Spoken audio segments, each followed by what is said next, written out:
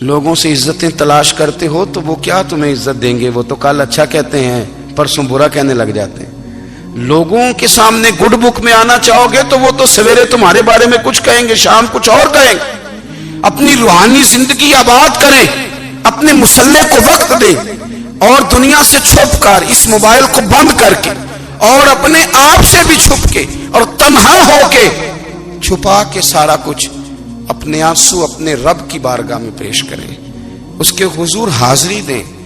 سنو نا ترمذی کی حدیث، اور اسے یاد رکھنا، نبی پاک علیہ السلام نے فرمایا اپنے دکھ لوگوں کے سامنے نہ بیان کرنا، سیٹھوں نوابوں کو نہ بتاتے پھرنا، دنیا داروں کے سامنے جا کے نہ رونا کہ میں تکلیف میں ہوں۔ فرمایا اگر دنیا داروں کو دکھ بتاؤ گے رب تمہیں کبھی غنی نہیں کرے گا، اور لوگ ہیں کہ الٹا مذاق اڑائیں گے۔ آپ کی جس سے بڑی پکی یاری ہے نا، پکی، وہ تب تک پکی ہے جب تک آپ نے 50,000 مانگا نہیں، اور جس وقت آپ نے کہہ دیا کہ میں مجبور ہوں میری مدد کر، تو پھر ختم ہو گئی دوستی۔ لوگوں کے تعلقات آپ کے ساتھ تب تک ہیں جب تک آپ ان سے کوئی ضرورت وابستہ نہیں کرتے۔ کریم محبوب فرمانے لگے بندوں کے سامنے دکھ نہ بیان کرنا، اللہ تجھے کبھی غنی نہیں کرے گا۔ تو اپنے دکھ اپنے رب کو بتا، تو دعائیں مانگ، تو اس کی بارگاہ میں حاضر ہو، تو اس کے حضور عرض کر۔ فرمایا اپنے دکھ اپنے رب کو بتا، وہ جلدی کرے یا دیر سے کرے تجھے ساری دنیا سے بے نیاز کر دے گا، تجھے کسی کا محتاج نہیں رہنے دے گا۔ اپنے مسلح کو، اپنی دعاؤں، ایک بزرگ فرماتے ہیں میں نے دعا مانگنے کا طریقہ اپنی بیوی سے سیکھا، دعا مانگنے کا طریقہ اپنی، سیکھنے والے تو اپنے بچوں سے بھی سیکھ لیتے ہیں، سیکھنے والے تو ہر ایک سے سیکھتے ہیں۔ وہ کہتے ہیں میں نے دعا مانگنے کا سلیقہ اپنی بیوی سے سیکھا ہے۔ حضرت وہ کس طرح؟ فرمانے لگے میری بیوی نے نا مجھے کوئی کام بتایا، کچھ پیسوں کی ضرورت کے لیے کہا، تو میں نے اسے کہا کہ بھئی ابھی میرے پاس نہیں ہے، کچھ دنوں میں آتے ہیں تو میں دے دوں گا۔ عورتوں کی عادت ہوتی ہے وہ بار بار یاد کراتی ہیں، 2-4 دنوں کے بعد پھر اس نے کہا حضرت وہ میں نے کہا تھا کچھ پیسے، میں نے اسے کہا کہ ابھی میرے پاس نہیں ہے، کچھ دنوں میں ملتے ہیں تو میں تمہیں دے دوں گا۔ اس نے کچھ دنوں کے بعد پھر کہا حضور وہ میں نے کچھ پیسے کہے تھے۔ فرماتے میں نے ڈانٹ دیا، میں نے کہا کہ کیا تو روز مجھے شرمندہ کرتی ہے، کہا نا میرے پاس نہیں ہے، ہوں گے تو دے دوں گا، تو روز یاد کراتی ہے۔ فرماتے ہیں اس نے پہلے تو میری ڈانٹ کو سہا، پھر میرے سخت جملوں نے اس کی آنکھوں میں آنسو پیدا کر دیے، پھر اس نے اپنے آنچل میں اپنے اس دکھ کو سمیٹا، اور پھر اس نے ایک جملہ کہا تو میں رو پڑا، اور مجھے اپنے رب سے مانگنے کا طریقہ آ گیا۔ مجھے کہنے لگی حضرت جی آپ نے ڈانٹ دیا، میں نے سہ لیا، پر آپ ہی میرے شوہر ہیں، بتائیں نا آپ سے نہ کہوں تو میں کس سے جا کے کہوں۔ فرماتے ہیں میں رو پڑا، اور میں کھل کے رویا، اور میں تڑپ کے رویا، اور پھر میری سسکیاں بند گئیں۔ تو مجھے کہنے لگی آپ کو کیا ہوا؟ میں نے کہا مجھے بھی دعا مانگنی آ گئی ہے، جب میں اسے کہوں گا نا اللہ تو ہی میرا رب ہے، میں تجھ سے نہ کہوں تو میں کس سے جا کے کہوں؟ میں کیوں کسی بندے سے سوال کروں؟ میں کیوں کسی دنیا دار سے کہوں؟ میں تیرے بندوں کا، نیک بندوں کا وسیلہ لے کے، تیرے محبوب کی غلامی لے کے تیری بارگاہ میں آئیں، تجھ سے نہ مانگوں تو کس سے مانگوں؟ سمجھ آ گئی ہے؟ جب میں اس رنگ میں مانگوں گا تو پھر رب میرے اوپر بڑا ہی فضل فرمائے گا، وہ میرے اوپر بڑی رحمت کرے گا، وہ میرے لیے آسانیاں کرے گا۔ عزیز دوستو، ہم اس طرح کرنے لگ گئے ہیں کہ ہم نے نا اپنے تعلقات پر اعتماد کرنا شروع کر دیا ہے۔ میرے تعلقات بہت ہیں، ہم نے اپنی دولت پر اعتماد کرنا شروع کر دیا ہے، میرے پاس دولت بہت ہے۔ ہم نے اپنے علم پر، اپنی شہرت پر اعتماد کرنا شروع کر دیا ہے کہ میرے پاس فلاں چیز بہت ہے۔ یاد رکھنا جب بے نیاز اپنی صفت بے نیازی دکھاتا ہے تو بڑی بڑی دولتوں والے مجبور نظر آتے ہیں۔ بھائیو جب انسان کا رشتہ اپنے مالک کے ساتھ ہوتا ہے پھر تو غم بھی کچھ نہیں کہتے، پریشانیاں بھی کچھ نہیں کہتی، پھر تو زندگی صبر والی، پھر تو زندگی توکل والی، پھر تو زندگی بھروسے والی، پھر انسان اپنے آپ کو رسوا نہیں کرتا۔ دنیا داروں سے امیدیں اس کی ختم ہو جاتی، امیدیں اللہ رسول سے لگا لیتا ہے، مضبوط ہو جاتا ہے، مضبوط، طاقتور ہو جاتا ہے، خوددار ہو جاتا ہے، باوقار باعزت ہو جاتا ہے۔ حضرت بہلول دانا رحمت اللہ علیہ بیٹھے تھے تو ہارون رشید حج کر کے آ رہا تھا،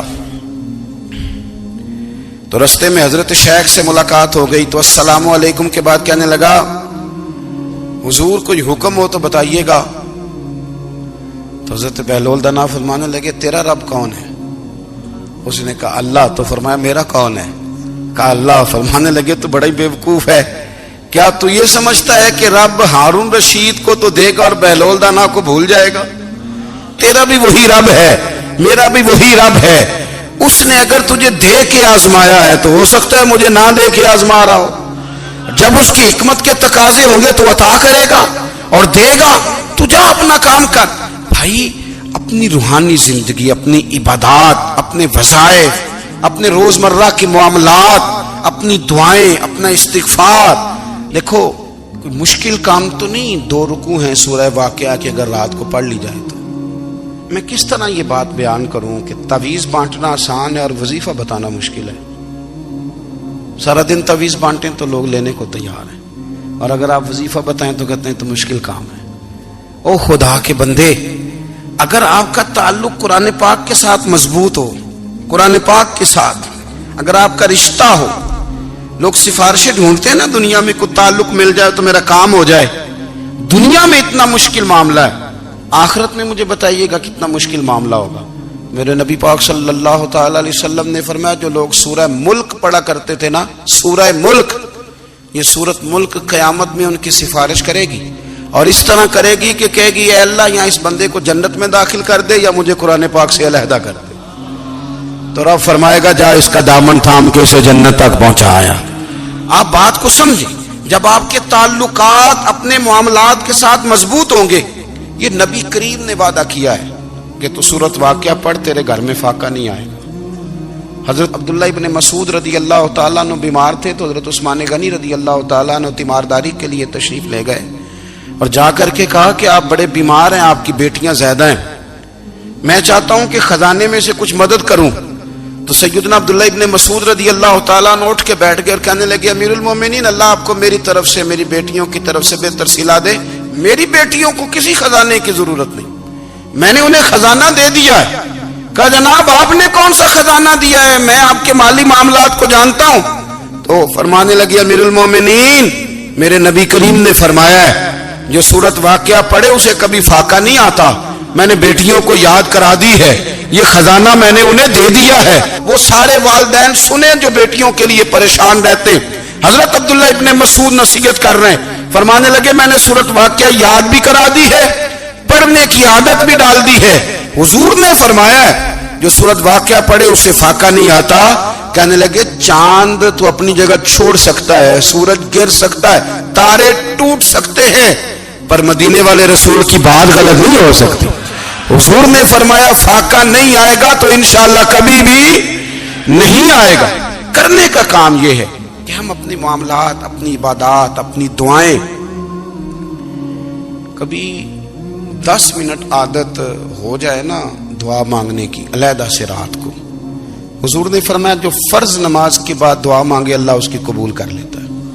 نبی پاک صلی اللہ تعالی علیہ وسلم نے فرمایا اللہ مسافر کی دعا قبول فرماتا ہے. حضور نے فرمایا اللہ مظلوم کی دعا قبول فرماتا ہے. حضور نے فرمایا بیمار سے دعا کراؤ اللہ اس کی دعا قبول فرماتا ہے.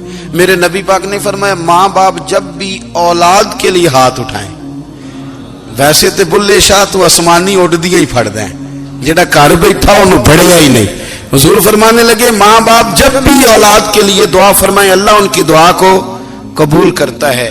آپ اپنا تعلق بنائیں دعا کے ساتھ، عبادت کے ساتھ، مصلی کے ساتھ رشتہ بنائیں، استغفار پڑھیں. صلاح الدین ایوبی صلیبی جنگوں میں تھے، رات کو مسجد اقصی میں نماز پڑھی تو پریشان تھے.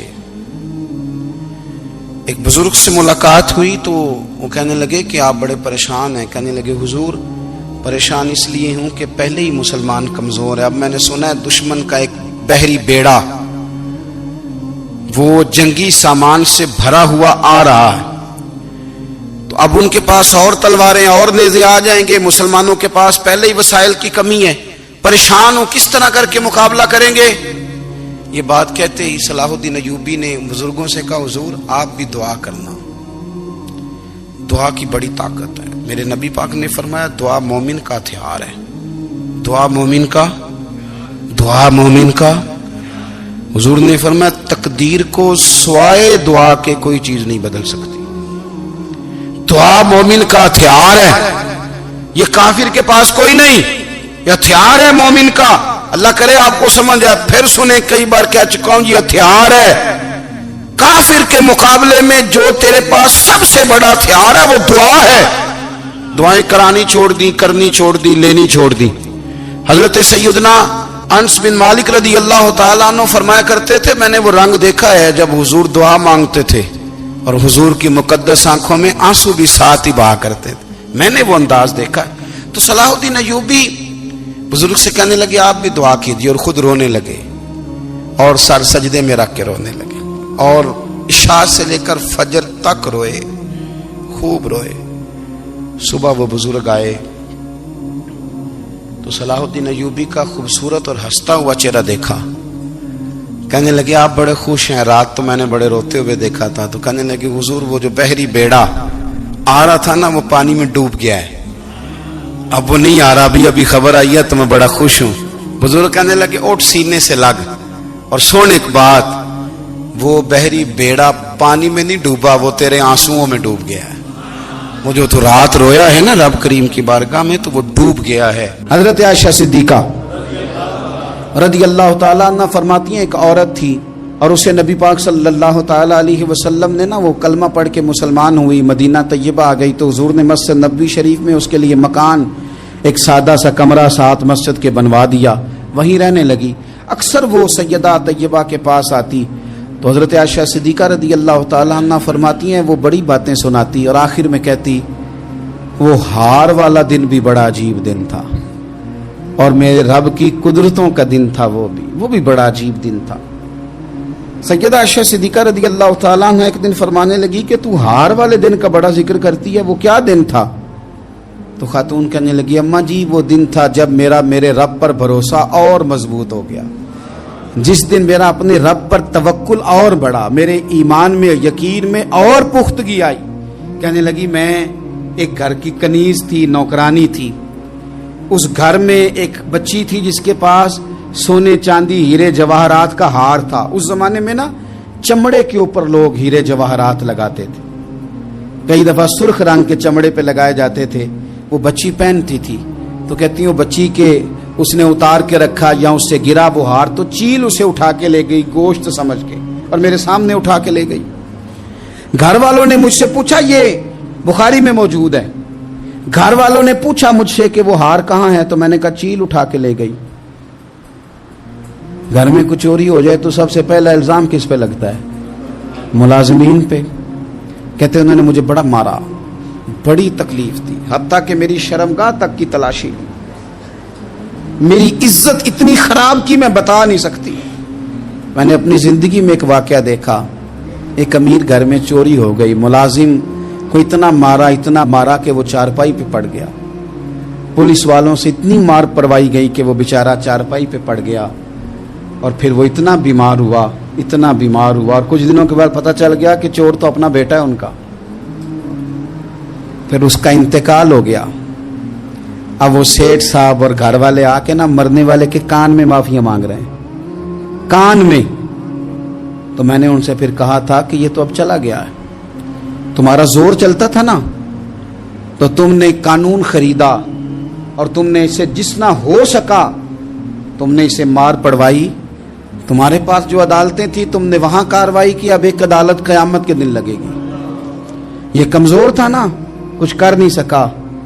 میرے نبی پاک صلی اللہ علیہ وسلم نے فرمایا سن لو، اگر سینگ والی بکری نے بغیر سینگ والی بکری کو تکلیف دی ہوگی نا تو قیامت کے دن اسے بھی بدلہ دینا پڑے گا کہ تیرے پاس سینگ تھے اور تو نے اسے مارا تھا. وہ خاتون عرض کرتی ہے سیدہ عائشہ کی خدمت میں کہ مجھے بڑا مارا، مجھے تکلیف دی، میں کہہ رہی تھی کہ میرے سامنے چیل لے گئی ہے پر وہ نہیں مان رہے تھے. اماں جی انہوں نے مجھے بڑا مارا. حضرت عائشہ صدیقہ کہتی ہیں پھر کیا ہوا؟ کہنے لگی اماں جی جب کوئی میرا مددگار نہ رہا، مجھے تکلیف دے رہے تھے، رسوا کر رہے تھے، تو میں نے اپنے رب سے مدد چاہی، میرے رب کی طرف میں نے توجہ کی. میں نے کہا مالک اب تو ہی میرا مددگار ہے कहती है वो मुझे मार रहे थे तो वो चील जो हार ले गई थी वही लेके वापस आ गई, और हमारे सरों के करीब ला के उसने जब उस हार को फेंका, वो मुझे छोड़ के साइड पे हुए, वो मेरी बेगुनाही जान गए। लेकिन आपको बताऊं, उस दिन से मेरा अपने रब पर यकीन और बढ़ गया। मुझे समझ आ गई कि जब इंसान पूरा टूट जाता है और जब कोई चारों जानिब उसका मददगार नहीं होता, तो रब तो होता है ना, अल्लाह तो उसका मददगार होता है ना, वो तो फिर अपने उस बंदे की मदद करता है ना, फिर वो तो तवानाई देता है ना, वो तन्हा नहीं छोड़ता, वो तो आंसुओं वालों के आंसुओं पे बड़ा करम फरमाता है, वो तो कसम पुरसी में आ जाता है, उसकी रहमत बढ़ के इस्तकबाल कर लेती। ओ मेरी मिल्लत के जवानों, मजा नहीं आ जाता जब सारी दुनिया सोई हो, सारी दुनिया, और बिस्तर भी गर्म हो और नींद भी पूरा गलबा कर रही हो, और अचानक घंटी बजे दिमाग में, आंख खुले, घड़ी पे नजर पड़े, 3:30-4 बजे का पैगाम घड़ी बताए, और कोई चढ़ती जवानी वाला उठ के वुजू करे, और जब वो मुसल्ला खोल के बिछाए तो मदीने वाले महबूब कहते हैं कि हर नमाज पे रब सवाब देता है, और जो उठ के तहज्जुद की नमाज पढ़े उसे देख के तो रब मुस्कुराता है, जो उसकी शान के लायक है, जो उसकी शान के लायक, वो मुस्कुराता है, खुश होता है कि मेरा बंदा तहज्जुद में उठ गया, वो मुस्कुराता है। काश हमारी सुबहें कभी अपने मालिक के नाम हो जाएं, काश के सुबह। हजरत अबुल हसन रहमतुल्लाह ताला अलैह हजरत माज इब्ने जबल रदी अल्लाह ताला अन्हु के पास बैठा करते थे। फरमाते हैं उनसे जो प्यार बढ़ा तो फिर मेरा मुसल्ले से भी बढ़ गया। ताबिएं फरमाते हैं सहाबी रसूल से मोहब्बत हुई तो जिक्र से भी हो गई, फिर दुरूद शरीफ से भी हो गई। मोहब्बत उनसे बढ़ी तो फिर अल्लाह ने मस्जिद का प्यार भी बढ़ा दिया। आप फरमाते हैं कि मेरी हर वक्त तबीयत चाहती थी कि बस अल्लाह अल्लाह करूं, बस अल्लाह अल्लाह करूं, बस ना मैं जरा थोड़ी जान छुड़ाऊं लोगों से, को 10 मिनट मिले तो मैं कुछ 4 नफल पढ़ लूं, मैं थोड़ा सा ना बचूं लोगों से, और मुझे तस्बीह मिले तो मैं ना कुछ 400-500 दफा इस्तिगफार पढ़ूं, सुभान अल्लाह, अल्हम्दुलिल्लाह, अल्लाहु अकबर, ला हौला वला कुव्वता इल्ला बिल्लाह, मैं ना तस्बीहात पढ़ूं। फरमाते हैं कि बच्चे थे घर में 6-7, गुर्बत थी, काम मिलता कोई नहीं था, और मैं काम चोर नहीं था, काम ढूंढता था, पर अल्लाह की कुदरत के काम नहीं मिलता था। फरमाते हैं कि मैंने एक दिन अपनी अहलिया से कहा कि आज मैं फिर जाता हूँ काम ढूंढने, तो मेरी बीवी बड़ी फर्मा बरदार थी, पर उस दिन ना गुर्बत के हाथों तंग आके कहने लगी, आज नाना कोई तू चीज लेके आया, तो मुझसे बच्चों की भूख नहीं देखी जाती है, सब रोगां दा रोग मुहम्मद जिसदा नाम गरीबी, कंड बुला के लंघ जांदे नी दोस्त यार करीबी, आज ना कुछ लेके आया तो मैं बच्चे लेके चली जाऊंगी। शेख फरमाते हैं कि मैं बड़ा परेशान घर से निकला, पर मैंने सुबह से लेके जोर तक काम ढूंढा, काम मिला कोई नहीं। तो मेरे दिल में ख्याल आया, चलो काम नहीं मिलता तो अल्लाह अल्लाह तो करे ना, चलो बंदों की मजदूरी नहीं मिलती तो रब करीम की इबादत ही करते हैं। फरमाते हैं कि मैंने ना फुरात के पानी से वुजू किया, नहर के, शदीद धूप थी, साथ रेत थी और रेत तप रही थी, मैंने अपना रुमाल वहीं मुसल्ला के तौर पर बिछा लिया, और फरमाते हैं कि जोर से लेकर असर तक नमाज पढ़ी, धूप भी पूरे जोर पे, पर मेरे सजदे का ज़ौक़ भी पूरे जोर पे। फरमाते हैं सूरज भी चमक रहा है और रब की इबादत का ज़ौक़ भी पूरे जोर पे, मैं सजदा करूं तो फिर मेरा उठाने को जी ना चाहे। मेरे उस्ताद लिखा करते थे, ये उनका शेर है, वो कहा करते थे, मुझे सोज दे, मुझे साज दे, और मुझे नीम शब का न्याज दे, दमे सजदा खुद को मैं तोड़ दूं, मुझे ऐसा ज़ौक़ नमाज दे। और मैं तेरी बहार का फूल हूं, मैं खिला भी हूं तो तेरे लिए, मुझे मेरी शाख से तोड़ ले, मुझे अपनी जुल्फ का नाज दे।